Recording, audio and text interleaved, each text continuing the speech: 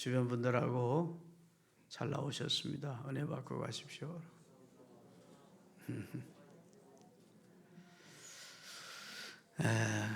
신약 성경에 유일하게 예언서가 있는데 요한계시록입니다.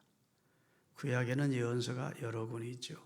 그런데 신약에는 요한계시록만 예언서로 하나님께서 우리에게 주셨습니다. 물론 성경 곳곳에 예언이 기록되어 있습니다. 성경은 한마디로 예언입니다. 여러분, 예언 중에 왕예언은 하나님이 세상을 이처럼 사랑하사 독생자를 주셨다. 이는 저를 믿는 자마다 멸망치 않고 영생을 얻게 해준다. 그게 예언이에요. 그러니까 성경 전체가 예언입니다. 굳이 예언기도 받으러 예언은 사바라 따라 사람한테 머리 뒤밀고 예언기도 받을 필요 없이 성경 가까이 하면 시대가 어떻게 갈지, 내 삶이 어떨지, 우리 가정이 어떨지 다 성경에 밝히 가르쳐주고 있습니다. 성경을 기준으로 살면 성경이 보장하고 있는 약속과 축복이 되것이 되는 것이고, 성경을 짓밟고 하나님의 말씀을 멸시하고 제멋대로 살면 성경에 기록된 재앙이 내 가정에 임하는 것입니다. 그러니까 복 있는 사람은 적극적으로는 여호와의 율법을 즐거워하는 사람이다. 그 다음에 요한계시록 1장 3절에 이 예언의 말씀을 읽는 자, 듣는 자, 그 가운데 기록된 것을 지키는 자들이 복 있다. 그래서 복은 꼭 하나님의 말씀과 연관시켜서 하나님의 말씀을 하셨어요. 신명기 28장에 축복과 저주가 기록된 긴 내용인데, 내가 내 하나님 여호와의 말씀을 삼가 듣고 그리고 내 하나님 여호와의 말씀을 청종하면 이 모든 복이 내게 임하며 내게 미치리니, 이렇게 되어 있다. 그냥 복 주겠다는 게 아니라 하나님의 말씀을 삼가 듣고 그 말씀을 청종하면서 살 때 복이 주시겠다. 그냥 떡 반죽 그릇도 주고 들어가도 나가도 복 주고 그냥. 아멘. 내 몸의 소생은 머리가 되고 꼬리가 되지 않게 해줄 것이고 위에 있고 아래에 있지 않게 해줄 것이고 원수가 한 길로 갔다 7길로 도망하게 해줄 것이고, 얼마나 찬란한 약속을 해주고 있는지 몰라요. 그리고 후반부에 가면 네가 네 하나님 여호와의 말씀을 듣지 아니하고 말씀을 불순종하면 이 모든 재앙이 네게 임할 것이다 하고, 그것은 3배로 길게 기록해놨어요. 경고 차원에서. 그러니까 올 한 해를 복되게 살기를 원하시면 말씀 사랑하고 말씀 가까이 하고 말씀을 기준으로 사는 우리 신앙가족들 될 수 있기를 바랍니다. 여러분과 제가 속한 우리 장로교회는 특별히 하나님의 말씀에 비중을 많이 두는 교단입니다. 믿습니까? 어떤 은사, 오순절적인 이런 것보다, 물론 그런 것도 하나님 주신 은사니까 귀하지만, 그러나 하나님의 영원 불변하신 말씀에 우리 신앙의 기초를, 골격을 세워야 됨을 확실하게 우리가 강하게 그렇게 받아들이는 교단이라고요. 믿습니까? 너희가 내 말을 듣고 순종하는 자는 그 집을 반석 위에 세운 지혜로운 사람 같다. 예수님이 직접 하셨잖아. 말씀 듣고 순종치 않는 자는 집을 모래 위에 짓는 사람 같다. 결과는 판이하게 다르다. 이렇게 말씀하셨으니까 여러분의 집을 잘 지으십시오. 천하 모든 사람들 집을 짓는 자니 반석 위가 아니면 모래 위에 짓네. 우리 구주 오셔서 지은 상을 줄 때 세운 공력 따라서 영영 상 벌 주리. 다 같이 잘 짓고 잘 짓세. 우리 집 잘 짓세. 만세 반석 위에다 우리 집 잘 짓세. 여러분의 육체와 여러분의 가족이 기거하는 집 잘 짓자는 말이 아니고 내 신앙의 집, 영적인 집을 잘 지자는 말입니다. 자, 오늘 이제 요한계시록 6장은 예수님의 제자인 요한이 하나님께로 받은 환상과 계시입니다. 이 환상과 계시를 기록하라 하셨기에 요한이 체험한 바를, 들은 바를, 본 바를 기록해 놓은 것이 요한계시록인데, 이 6장은 이제 하나님의 오른손으로 붙들고 있던 두루마리 책을 인봉한 것을 뗄 사람이 없어서 요한이 대성통곡을 했더니, 야, 이 인봉한 걸 뗄 분이 계시다. 그분은 어린 양이시다. 그리고 승리한 자다. 죽음을 이기고 승리하신 분이다. 이새의 뿌리에서 나신 분이다. 아멘. 예수님만이 하나님께서 봉해 놓은 그 봉인을 뗄 수 있는 분이라고. 그리고 주님이 나타나시니자 주님 앞에 모든 영물들과 24장로와 구원 얻은 성도들이 다 그분에게 찬양과 경배를 드리더라는 겁니다.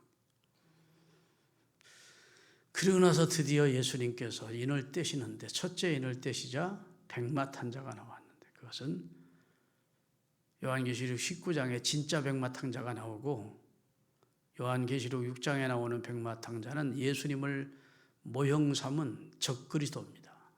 세상 왕 그리고 적그리스도예요. 그러니까 그 백마탄자를 예수님으로 해석하면 성경 전체가 흔들려 버려요. 계시록에. 두 번째 말 인을 떼자 붉은 말이 나오는데, 그것은 이제 전쟁과 엄청난 사망의 재난이 있다라는 겁니다. 세 번째 인을 떼자 검은 말이 나오는데, 그것은 엄청난 기근을 통해서 사람들이 굶어 죽더라는 것입니다. 그래서 그 다음에 네 번째 인을 떼자 청황색 말이 나오는데, 이것은 전염병과 그 다음에 수많은 여러 가지 질병과 재난을 통해서 이 세상에 시체가 질비하게 될 것이다라는 겁니다. 그렇게 이제 이 세상에 일어나는 일을 하나님께서 요한에게 보여주셨습니다. 그리고 나서 이 세상 일은 거의 끝났고, 그리고 이제 다섯째 인을 떼실 때에 느닷없이 제단 밑에 순교한 순교자들의 목소리가 하나님 앞에 탄원하는 소리가 들리는데, 하나님의 제단 밑에 있던 순교한 순교자들의 순교해서 천국에 간 하나님의 구원받은 성도들이, 하나님 언제까지 우리 원수 안 갚아주실래요? 이렇게 우리가 언제까지 기다려야 됩니까? 세상을 빨리 심판하시고 하나님의 백성을 핍박하고 죽이는 순교까지 시키는 이 약한 원수 마귀의 세력들을 심판하시기를 언제까지 미루실 것입니까? 라고 하나님 앞에 호소하더라는 소리를 요한이 들은 겁니다. 그랬더니 보좌에서 소리가 나기를, 아주 친절한 목소리로 좀 더 쉬거라. 아멘. 아직 순교자의 숫자가 다 차지 않았어. 아멘. 하나님이 정한 순교자, 순교를 통해 영광을 받으시는 하나님이 순교자의 숫자가 다 차지 않았다. 자, 우리 9절부터 11절까지 다시 한번 읽겠습니다. 본문을 띄워주세요. 다섯째 인을 떼실 때 내가 보니 하나님의 말씀과 하나님의 말씀 지키다가 그들이 가진 증거, 하나님 아들 예수 그리스도를 믿는 믿음의 증거로 말미암아 죽임을 당한 영혼들이 제단 아래에 있어 큰 소리로 불러 이르되 거룩하고 참되신 대주제시여, 땅에 거하는 자들을 심판하여 우리 피를 갚아 주시지 아니하시기를 언약 때까지. 이게 이제 반어법입니다. 빨리 우리 이 억울하게 죽은 우리 피의 원한을 갚아주셔야 되지 않습니까? 이 소리인데, 이걸 언제까지 갚아주지 아니하시기를 언제까지 하시렵니까? 하는 말은 더 강조점을 두는 반어법이에요. 빨리 갚아주세요 이렇게 하지 않고, 언제까지 갚아주지 아니하시기를 언제까지 하시렵니까? 이렇게. 그러니까 대답이 드립니다. 각각 그들에게 흰 두루마기를 주시며 이르시되 아직 잠시 동안 쉬되. 그러면 지금 쉬고 있다는 소리입니까? 지금 일하고 있다는 소리입니까? 쉬고 있다는 말이에요. 더 쉬어라. 더 안식하고 더 천국에서 안식을 누리고 있거라. 조급해하지 마라. 그 말입니다. 잠시 동안 쉬되 그들의 동무 종들과 함 형제들도 너희들처럼 죽임을 당하여 그 순교자의 수가 차기까지 기다려야 될 거다. 이렇게 말씀을 하시더라는 겁니다. 아멘. 그러니까 심판과 그리스도의 날의 재림은 하나님의 장중에 있음을 알라는 겁니다. 그래서 성경은 그날과 그 시는 네가 하려고 했을 거 없대요. 아버지만 하신대. 믿습니까? 그건 하나님의 장중에 있을 것이고 우리는 성도로서의 본분을 다하고 천국 간 주의 백성은 너무 조급해하지 말고 주의 백성도 주님이 구원하시는 날, 심판하시는 날을 기다리라는 겁니다. 여러분, 하나님의 아들 예수 그리스도의 시가에 하나님은 심판권을 맡기셨습니다. 성경은 심판으로 끝이나요? 그런데 심판이 여러분 두려운 것은 그리스도 밖에 있는 자들은 오늘 마지막 절에 보면 얼마나 두려운지 모릅니다. 그렇지만 그리스도 안에 있던 자들은 그날이 구원의 날이에요. 구원의 날. 우리가 믿음을 지켜오면서 세상 사람들로 비웃음을 받아가면서 왕따를 당해가면서 가족들로부터도 여러 핍박을 들어가면서 믿음을 지켜온 그 결과로 이제 구원을 받는 날이라고. 그러니까 심판과 구원은 기독교는 양면성이 있는데 심판의 날이 구원의 날이고 구원의 날이 심판의 날입니다. 구원과 심판이 동시에 이루어지는 거예요. 주님이 오시면 그리스도 안에서 죽은 자들이 먼저 일어나고 그리스도 안에서 믿음 생활하는 사람들은 구원을 받게 될 것이고 주님이 오시는 그 동시에 우리는 구원을 반대 그리스도 밖에 있던 자들은 심판을 받게 될 것이라는 것. 아니 아멘 소리들 안 하십니까? 몰라요? 너무 현실과는 ting떨어진 얘기 같아서 그냥 잘 받아들이기 어렵지 않습니까? 예수님이 친히 그러셨잖아요. 한 사람은 데려감을 당하고 한 사람은 버려둠을 당할 것이다. 한 사람은 오른편에 있는 자들로 되어 천국 곳간에 들어가고 쭉정이는 꺼지지 않는 불에 들어갈 것이다. 성경은 계속 구원과 심판을 말씀하는 책이에요. 구원 못 받으면 그냥 존재가 없어지는 게 아니에요. 구원 못 받은 영혼은 심판을 받는 거예요. 그 심판은 참으로 두려운 그죠? 너무 두려워서 사람들이 몸서리칠 두려움을 느낀대요. 그래서 돌에게다 산에게다 부탁을 한대요. 내 위에 무너져 달라고. 그래서 저 거룩하신 하나님의 아들의 얼굴을 보지 않게 해달라고. 부끄럽기도 하고 두렵기도 하고 심판이 무서워서. 말 못하는 산에게 바위에게 내 의에 무너져 달라고. 나를 덮쳐달라고. 한마디로 나 죽여달라고. 죽이면 끝나는 줄 아는데 죽어서 영원히 영원한 지옥으로 가는데. 그렇게 두려운 날이 될 거예요. 그래서 성경에는 그날 사상이 강력하게 강조되는 책이 성경입니다. 그날에 그리스도의 날에 주 예수 그리스도의 날에 주의 날에 그리스도의 날에 아멘. 그런 말을 굉장히 많이 하고 있어요. 한번 좀 찾아볼까요? 빌립보서 1장 10절. 저기 앞에 뜰 겁니다. 자, 너희로 지극히 선한 것을 분별하여 또 진실하여 허물 없이 어느 날? 그리스도의 날. 그리스도의 날이 곧 재림의 날이고 구원과 심판이 결정되는 날을 말하는 겁니다. 그 다음에 고린도전서 1장 8절. 주께서 너희를 우리 주 예수 그리스도의 날에 책망할 것이 없는 자로 끝까지 견고하게 하시리. 여기는 좀 단어를 넓혀서 주의 날이라고 했다가 여기는 우리 주 예수 그리스도라고 좀 호칭을 좀 길게 해서 예수님의 날, 우리 주 예수 그리스도의 날에 책망할 것이 없이 하나님 앞에 서도록 목표를 주님 앞에 설 때를 생각하며 살라. 이렇게 말씀하고 있는 거예요. 할렐루야. 데살로니가 후서 2장 2절. 그날은 진노의 날이래요. 영으로나 말로나 보는 우리에게서 받았다 하는 편지로나 주의 날이 이르렀다고 해서 쉽게 마음에 흔들리거나 두려워하거나 하지 말아야 될 것이니라. 그래서 여기 주의 날이라는 말을 하고 있습니다. 주의 날의 심판을 생각하면서 살아야 된다는 말씀을 하고 있습니다. 그 다음에 고린도전서 1장 8절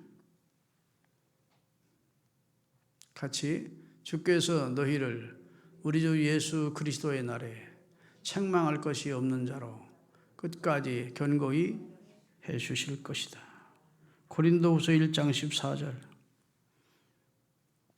다 같이 너희가 우리를 부분적으로 알았으나 우리 주 예수의 날에는 너희가 우리의 자랑이 되고 우리가 너희의 자랑이 되는 그것이라.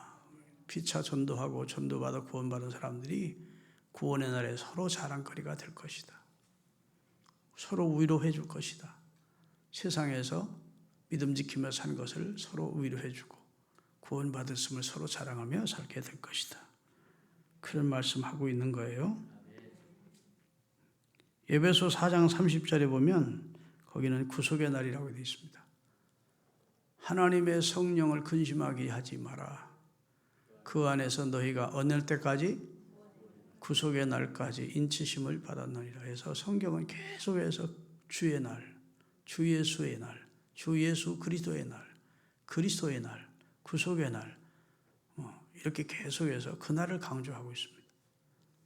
그러니까 현실을만 보고 현실에만 목표를 두는 땅의 것만 바라보는 인생으로 살지 말고 그리스도와 함께 다시 살리심을 받았으니 위의 것을 찾으라고.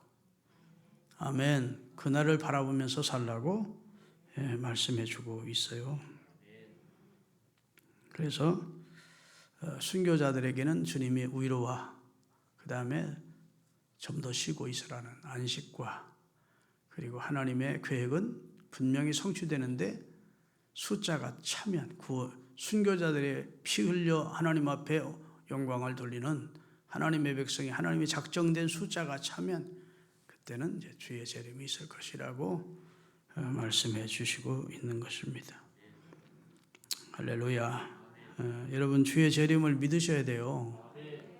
대명천지에 무슨 하나님의 아들이 예수님이 재림한다는 말입니까? 이런 분들이 있어요. 그것은 기독교 2000년 역사에 그런 사람들이 많이 있었습니다. 성경에도 그런 말이 나와요. 주의 날이 더디니까 주의 날이 어디 있겠나 이런 사람들이 생겨나는데 주의 재림을 기롱하는 자들이 생겼는데 절대로 그렇게 안 될 것이라고. 주님이 말씀해놓고 지키지 않은 적은 없습니다.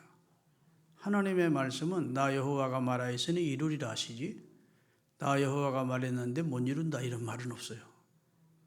당신의 이름을 걸고 말씀하신 것은 꼭 성취시키는 분이 우리 하나님이십니다.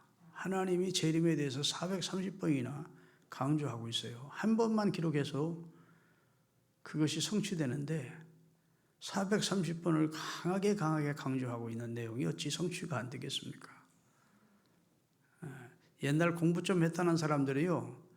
예수를 안 믿는 이유 가운데 하나가 지금도 처녀가 아기 낳았다는 사실을 믿냐? 그러고 기독교인들을 비난했어요. 아니 남자가 여자와 동침하지 않고 처녀가 아기 낳았다는 황당무계한 것을 믿느냐고. 그러면 우리는 이제 그것은 하나님의 능력으로 잉태시킨 거야. 하나님? 야 말이 되는 소리라. 이래가지고 아주 우리 입을 막으려고 한 사람들이 많았었어요.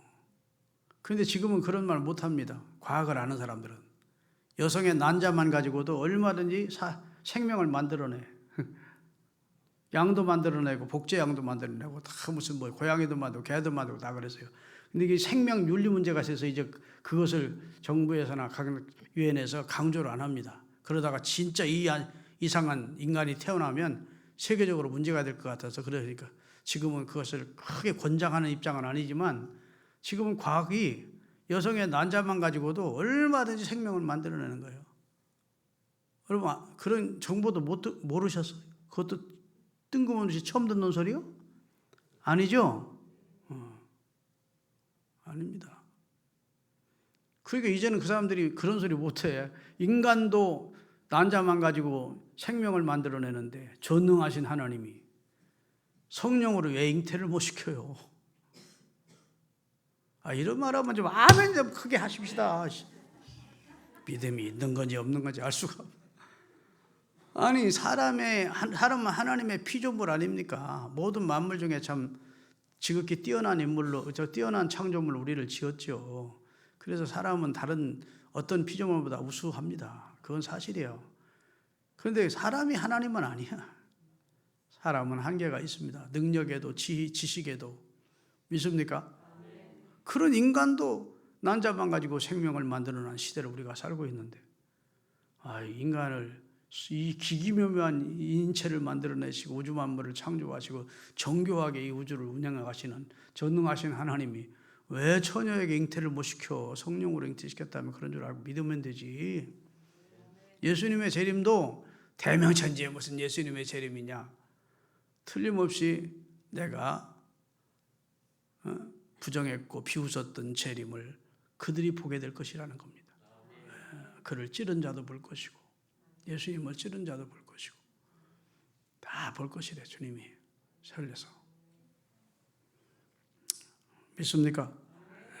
그러면 성경 예수님이 하신 말씀을 좀 보자고요. 오늘 본문 말씀 이제 12절서부터 좀 읽어보십시다. 17절까지.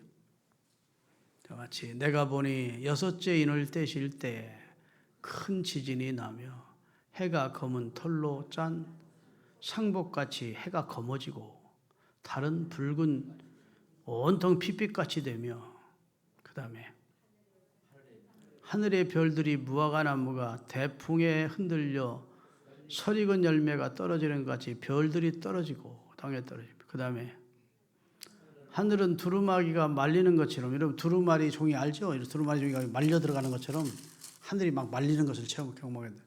말려 떠나가고 그 다음에 산과 섬이 제자리에서, 여러분 지금 아무리 큰 지진이 있어서도 산과 섬이 옮겨지는 지진은 없었어요. 그런데 이 태국적 이 세상에 지어질 때에는 이 산이 바다로 가고 바다가 산이 됐어요. 그래서 여러분 미국 같은 데 가보면 산 속에 조개 껍질이 많아. 산이. 그 옛날에 바다였다는 증거입니다. 이게 다 개벽이 됐던 거예요. 근데 하나님이 다시 뒤집어 놓는데 섬들은 가라앉게 하시고 밑에 있는 것들은 다시 올라오시는. 그럼 사람이 살 수 있겠습니까? 그렇게 만드는 마지막 심판이죠. 여러분 여기 잘 들으세요. 오늘 인을 뗀다는 것은 하나님의 계획입니다. 하나님의 플랜. 그 다음에 나팔이 일곱 인이 나오고 일곱 나팔이 나오고 일곱 대접이 나오면서 끝나요. 그런데 일곱 인은 하나님의 계획, 하나님이 이렇게 하실 것이라는 하나님의 플랜을 말씀해 주는 거예요. 그 다음에 나팔은 이제 이렇게 시작됐다 하고 시작 나팔을 알리는 거예요. 그리고 인은 이제 진짜 실현이 되는 겁니다. 경고의 나팔이 울린 다음 일곱 인이 떨어지면서 이 세상은 말씀하신 대로 될 것이래요. 그래서 이 내용이 요한계시록 16장에 나와요. 16장 20절인가요? 18절 읽고 20절 읽겠습니다. 번개와 음성들과 우레소리가 있고, 여기서는 자 보세요. 이제 대접대왕인 마지막 대접대왕이 떨어질 때 지금 여섯째 인을 떼실 때에 그 요한에게 보여준 하나님의 계획, 하나님의 설계도대로 요한계시록 마지막 부분 거기로 가는 16장 정도 가서는 이것이 진짜 그렇게 되더라는 겁니다. 번개와 음성들과 우레소리가 있고 또 큰 지진이 있어 얼마나 큰지 사람이 땅에 있어 온 이래로 이같이 큰 지진이 없었더라. 20절 계속 읽어보면 다 오늘 본문의 내용과 같은데 각 성도 없어지고 산도 온데간데 없어지더래요. 막 종이충만. 그런데 베드로도 똑같은 예언을 합니다. 베드로후서 3장 10절에서 13절까지 다 같이. 그러나 주의 날이 도적같이 오리니 그날에는 하늘이 큰 소리로 떠나가는 폭음 소리와 함께 이 체질이 땅이 뜨거운 불에 풀어지고 땅과 그 중에 있는 모든 일이 다 뒤집어져 드러나리로다. 그 다음에 이 모든 것이 이렇게 풀어지리니 너희가 어떠한 사람이 되어야 되겠냐. 거룩한 행실과 경건함으로 주님의 날이 임하기를 간절히 사모하면서 바라보는 경건한 성도로 살아야 되지 않겠냐? 그래고 그날에 하늘이 불에 타서 풀어지고 이 체질이 뜨거운 불에 녹아지려니와 우리는 하나님께서 그 아들을 통해서 그 선지자를 통해서 약속하신 약속대로 의가 있는 곳인 새 하늘과 새 땅을 바라보고 그 땅으로 들어가게 될 것이다. 이게 이제 그리스도인의 궁극적인 소망이고 목표예요. 그렇게 그런 날이 온대. 뭐 쓰나미건 뭐 게임도 안 되고 하여튼 섬들이 없어온데가 산악이 없어지는 그것을 성경은 하늘이 종이축 말려 들어가요. 인간이 지구 우리가 생존한 이 인간 생존 세계에서 있었던 그런 세계는 없었던 그런 재난이 있어지게 될 것이다. 이렇게 말씀하고 있어요. 예수님도요 그런 말씀하신 적이 있어요. 마태복음 24장 9절. 다 같이 읽겠습니다. 29절. 그날 환난 후에 즉시 해가 어두워지며 달이 빛을 내지 아니하며 별들이 하늘에서 떨어지며 하늘의 권능들이 흔들리게 되는 날이 온다. 예수님이 직접 부활 전에 이 땅에 계실 때 그날이 되면 처처에 내가 그리스도라고 하는 주장하는 저 그리스도가 일어날 것이고 아멘. 처처에 그리스도를 주로 믿는 것 때문에 너희가 환난과 핍박을 받을 것이고 죽임도 당할 거다. 여기 죽임을 당하는 순교자들 얘기가 나오잖아요. 지금 9절부터 11절까지 목배임을 당하고 죽임을 당한 자들이 그래서 초대교회 이후에 지금까지 그 많은 순교자들이 나온 겁니다. 제가 이번 일본 2박 3일 다녀왔는데 일본도 3번 영적 부흥의 기간이 있었더라고요. 그런데 너무 강력하게 도요시 히데키라고 하는 사람이 한 300년 동안 기독교를 박해하니까 기독교가 지금은 다 약화돼 가지고 있지만 그 믿음 지키기 위해서 순교한 순교 현장들을 내가 다니면서 그분들의 유고들을 보면서 얼마나 내가 감동을 받았는지 모릅니다. 야, 일본도 언젠가 한 번은 하늘 순교자들의 신원 피에 부르짖는 소리를 하나님이 들으시고 일본도 한 번은 영적인 부흥을 주시겠구나. 그런 생각이 들더라고요. 우리나라가 20만이 순교했는데 일본은 30만이 순교했더라고요. 일본 기독교 역사를 일본 선교사님이 쭉 공부한 거 얘기해 주면서 우리를 인도해 가시는데 사실은 이번에 가서 일본의 그 공원에서 노숙 하는 사람들 일주일에 한 번씩 그 선교사님이 먹을 걸 줘요. 그래서 우리는 가서 라면 끓여가지고 나눠주고 옷도 가져가 나눠주고 뭐 그러면서 했는데 사실은 이제 일본이 우리보다 못 살아요. 어제 그저께 아주 언론에서 발표가 났어요. 우리나라가 세계에서 6번째로 잘 산대. 그 다음에 프랑스고 그 다음에 일본이래요. 일본이 8등, 프랑스가 7등, 우리가 6등이래. 국방력이나 외교력, 그 다음에 경제력이. 참 기적 같은 일입니다. 딱 한 가지 이유 때문에 복 주는 거야. 열심히 선교하고 선교사 많이 파송하니까. 의인이 많으니까 그래도 이 거의 행편없는 인간들 쪽에 그래도 하나님 뜻대로 살려고 하는 의인들이 소돔에 10명도 없었는데요. 우리나라는 수만 명은 될 거예요. 그래도. 그런데 하나님의 복을 안 줄 수가 있나? 물론 하나님이 그래서 그런다라고 나에게 말씀해 준 적은 없어. 그렇지만 내가 성경적으로 영적으로 추론해 볼 때 우리나라는 복받을 건덕지가 없는데 하나님 복을 주시고 여러 모양으로 도와주시는 걸 보면 하나님 앞에 은혜를 입은 민족이구나. 순교자의 피도 있고 지금 열심히 그래도 나름대로 선교 열심히 하고 있고 그러니까 하나님 복 주시는 것 같아요. 요한계시록 20장 4절 읽고 말씀 마감하겠습니다. 다 같이 또 내가 보호자를 들을 보니 거기에 앉은 자들이 뭐요? 있어 심판하는 권세를 받았더라. 또 내가 보니 예수의 증언함과 하나님의 말씀 때문에 목배임을 당한 자들이 영혼들이